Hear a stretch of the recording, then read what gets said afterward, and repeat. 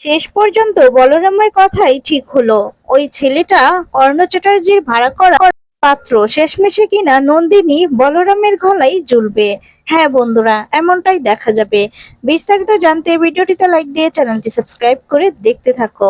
গল্পের শুরুতেই দেখা যায় নন্দিনীর হবু বর দেখা যায় নন্দিনীর সব বোনের সাথে খুব আনন্দ ফুর্তি করতে থাকে। এরপর নন্দিনী গৌরবকে তার অতীতের বিষয় জানায়, আর তখন গৌরব নন্দিনী অতীতের কথা জেনে তার সততা সমস্ত কিছু শুনে একদম মুগ্ধ হয়ে যায়।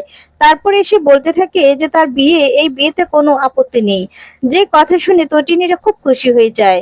কথা শেষে দেখা যাবে নন্দিনী তটিনীকে বলে যে কে তুই বলছিলি ছেলেটা কেমন হবে। তখন তটিনী নন্দিনীকে জড়িয়ে ধরে বলে, খুব ভালো ছেলে দিদি, দেখবি তুই খুব সুখী হবি, খুব ভালো থাকবি। তটিনী যখন নন্দিনীকে জড়িয়ে ধরে কথাগুলো বলছিল, অন্যদিকে দরজার ওপারে দেখা যায় আড়ালে দাঁড়িয়ে বিজিট কথাগুলো সমস্ত শুনছিল। আর তখন যদিও দেখা যায় যে এদিকে বিজিটকে আরেকজন দেখছিল, সেটা বিজিট জানে না, সেটা হচ্ছে বলরাম। বলরাম তাকিয়ে সমস্ত কথা শুনছিল। এদিকে দেখা যায় পরশুরামকে তার শ্বশুরমশাই বলতে থাকে, নন্দিনীর বিয়ের আগেই আমি আমার বিজনেসের দায়িত্বটা তোমাকে দিতে চাই। পরশুরাম সত্যজিৎ উম, মানে সমস্ত কিছু বলতে থাকে যে দেখুন, আমি আমি একজন সাধারণ মানুষ। আমার লাইফ স্টাইল, আমার জীবন যাপন এমন নয়, আর এই বিজনেসের দায়িত্ব আমি নিতে পারবো না। আপনি বরঞ্চ এই বিজনেস তটিনী বা অন্য আপনার নাই নাতনিদের নামে লিখে দিন, বা অন্য মেয়েদের নামে লিখে দিন। আর এখন দেখা যাবে সত্যজিৎ বলতে থাকে যে তুমি ছাড়া আমার এখন আর কোনো উন্নতি হবে না বাবা। তুমি ছাড়া যে আমার আমার মানে শেষ ভরসা। বলো, তুমি আমার সবকিছু, তুমি আমার নিজের ছেলের মতো। আজকে জিতও নেই, আর যদি তোমার জায়গায় আমার জায়গায় তোমার বাবা হতেন, তাহলে কি তুমি দায়িত্ব নিতে না? প্লিজ বাবা, তুমি আমার কথা শোনো, অনুরোধ রাখো। আর তখন বলে, দেখুন, ইতিমধ্যে এই বাড়িতে নানান ভাবে আমাকে অপমান করছে, যে বিষয়ে আমাকে অনেক কথা শোনাচ্ছে। আর তখন বলে, এই বিয়েটা মিটে গেলে আমি এই বাড়ি থেকে চলে যাব, তাই আমাকে অন্য কোনো দায়িত্ব আর দেবেন না। সত্যজিৎ মুখার্জি তখন বলে, প্রয়োজন পড়ে বাড়ি প্রত্যেকের সাথে আমি কথা বলবো, প্রত্যেককে আমি বলবো তুমি আমায় করুণা করছো, আমি তোমায় কিছু দান করছি না। প্লিজ তুমি তোমার শ্বশুর মশাইকে এতটুকু সহযোগিতা করো। আর তখন তটিনীর মাও পরশুরামকে দেখা যায় হাত জোর করতে থাকে, আর বলে, তোমার শ্বশুর মশাইয়ের কথাটা রাখো। পরশুরাম তখন বলে, ঠিক আছে, আমি ভেবে দেখছি। এদিকে বলরাম সবটা দেখতে থাকে। তটিনীর মা বলে, যাই পাবো, তোমার শ্বশুর মশাইকে কষ্ট দিও না। এই বিজনেসের দায়িত্বটা তুমি নিও বাবা। চলো, এখন আমাদেরকে বের হতে হবে। পরশুরাম তখন বলে, আপনার কোথায় যাবেন? আর তখন তটিনীর মা জানায়, বিয়ের কেনাকাটা করতে। পরশুরাম তখন বলে, আপনারা আবার কষ্ট করে কেন যাচ্ছেন? আমি তো আছি, আমি দায়িত্ব নিয়ে সমস্ত কাজ করে দিব। সত্যজিৎ মুখার্জি তখন বলে, সত্যি তোমার মা রত্নগর্ভা, তোমার বাবা গর্বিতার সন্তান, তুমি তুমি তো আমার ছেলে। আর তখন এই বলে সত্যজিৎ মুখার্জি চোখের জল দিয়ে ইমোশনাল হয়ে ওখান থেকে চলে যায়। তটিনীর মাও চলে যায়। পরশুরাম কি করবে সেটা বুঝতে পারে না। তখনই দেখা যায় পরশুরামের কাঁধে কেউ একজন হাত রাখে। তখন পরশুরাম বলে, স্পর্শ পেয়ে বুঝতে পেরেছি তুই না। তখন বলরাম বলে, বিজনেসের দায়িত্ব নিয়ে নে। তখন পরশুরাম বলে, তুই এই কথা বলছিস বলরাম? আর তখন বলে, আমি যতদূর জানি যে তোর মতে তো কোনো লস নেই, তবে তুই এই কথা কেন বলছিস? তখন বলে, বলরাম, এই বিজনেসের দায়িত্ব আমি নিতে চাই না। আমি সাধারণ একজন, যে চাকরিটা আমি করি তাতেই আমি খুশি। দেখ, আমি উপার্জন করতে চাই, আমি চাকরি করি। আর তখন বলে, এই এই চাকরিটা শুধুমাত্র আমি করি এই সমাজকে অপরাধ মুক্ত করতে। আমি সাধারণ মানুষ, সাধারণ মানুষের ভিড়ে আমি থাকতে পছন্দ করি।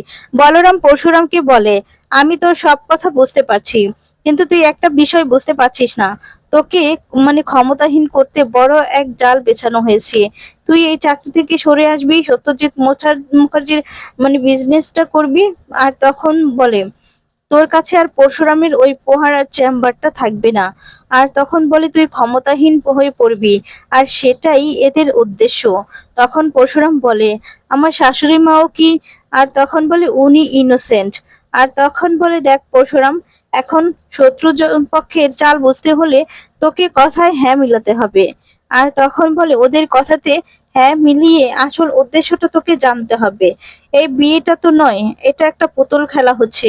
সব থেকে খারাপ লাগছে যে নন্দিনী মুখার্জির জন্য মেয়েটার আবেগ ইমোশন নিয়ে খেলা হচ্ছে। বিয়ে নামক পট্টি পড়া হচ্ছে আর তোর আর নন্দিনীর চোখে। একদিকে তোদের মানে বিয়ের দায়িত্ব বোঝানো হয়েছে, অন্যদিকে নন্দিনীকে বিয়ের কনে সাজানো হচ্ছে। এই বিয়েটা ঠিক হচ্ছে না পরশুরাম, এই বিয়েটা ভুল হচ্ছে। গৌরব চ্যাটার্জি তখন বলে সঠিক পাত্র নয়, এই বিয়েটা জাস্ট পুতুল খেলার মতো বিয়েটা হচ্ছে। আর যেখানে গুটি হিসেবে তোকে ব্যবহার করা হচ্ছে, আর এই বিয়ে দিয়েই তোকে বন্ধ করা হবে। তাই আমার কথা শোন, আমার চেয়ে তোর বুদ্ধিটা অনেক বেশি, তুই অনেক বেশি চতুর। তোর তীক্ষ্ণ দৃষ্টি দিয়ে তুই বুঝতে চেষ্টা কর, সবটা দেখতে চেষ্টা কর। তাই এখন আপাতত ওদের সব কথা মেনে নে আর আসল উদ্দেশ্যটা বুঝতে চেষ্টা কর। এই বলে বলরাম ওখান থেকে চলে যায়। পরশুরামও তখন সিদ্ধান্ত নেয় আপাতত সত্যজিৎ মুখার্জির বাকি সবার কথায় হ্যাঁ মিলাবে আর ওদের আসল উদ্দেশ্য জানার চেষ্টা করবে। এইদিকে দেখানো হয় যে কর্ণ চ্যাটার্জি নন্দিনীকে কল করেছে আর কর্ণ চ্যাটার্জি নন্দিনীকে আইবুড়ো ভাত খাওয়াতে চায়, তার বাড়িতে নিমন্ত্রণ করে। এটা শুনে নন্দিনী বলে আপনার বাড়িতে আমি? তখন কর্ণ বলে তাতে কি হয়েছে মা, আমি তো তোমার কাকাবাবু হই, আমরা তো আত্মীয়। এটা তো তোমার বোনের শ্বশুর বাড়ি, তোমার বোনেরও বাড়ি। তোমার বোন নিজের হাতে রান্না করেছে, আমি বাজার করেছি, তুমি কেন আসবে না? নন্দিনী তখন ভেবে পাচ্ছে না যে সে কি করবে। তখনই সেখানে আসে তটিনী। তটিনীও কর্ণর কথা শুনে অবাক হয়ে যায়। আর তখন কর্ণ চ্যাটার্জি তটিনীকে বলে আমাকে কাকাবাবু বলে ডাকবে আর এই বাড়িতে তোমরা সবাই মিলে আসবে। ও অতীতে যা কিছু হয়েছে সবকিছু বলে যাও তটিনী। আর তখন তটিনীও বুঝতে পারে না যে সে কি করবে। তখনই সেখানে পরশুরাম আসে। আর তখন কর্ণ চ্যাটার্জি পরশুরাম তো এনিয়ে বিনিয়ে দেখা যায় নানান কথা বলতে থাকে, ইমোশনাল কথাবার্তা বলে। আর পরশুরামকে তখন বলে জানো তো জামাই, আজ আমি নিজের হাতে বাজার করেছি, আমি নিজে বাজার এনেছি, টাটকা রুই টাটকা কাতলা এনেছি। আর তখন বলে আলাদা না, বাজার করার মধ্যেও আলাদা একটা প্রশান্তি আছে, সেটা আমি আজ বুঝেছি। আর প্রতিদিন সবকিছু বলে যাও, অতীতে সবকিছু বলে যাও, চলে আসো আমার বাড়িতে। আমার বাড়িতে কখনো আইবুড়ো ভাত খাওয়ানো হয়নি, তাই আজকের এই অনুষ্ঠানকে আমি বেশি এক্সাইটেড। সবাই খুব মজা করব, আনন্দ করব, প্লিজ তুমি আর না করো না।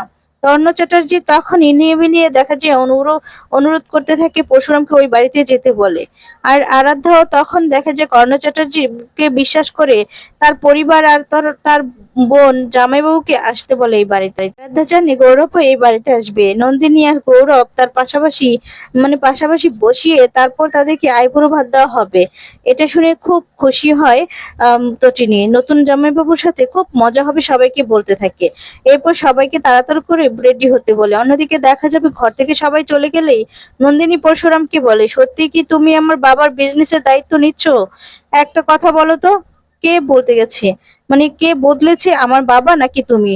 নন্দিনীর প্রশ্ন শুনে পরশুরাম অবাক হয়ে যায়, কি বলবে কিছু বুঝতে পারে না। অন্যদিকে দেখে যে কর্ণ চ্যাটার্জিকে বলতে শোনে যে এত যুদ্ধ এত লড়াই কাজ করতে পারলো না, একটা মেয়ের বিয়েতেই সেই কাজটা করে নিল, পরশুরামকে পুরোই পরাজিত করে নিল। এই কথা শুনে দেখা যায় স্পষ্টই বোঝা যাচ্ছে যে এই বিয়েটা ঘিরেই দেখা যায় সমস্ত কিছুই পরশুরামকে হারাবে। আর নন্দিনীর সুখ, নন্দিনীর বিয়ে, এটাই শুধুমাত্র একটা আইওয়াস।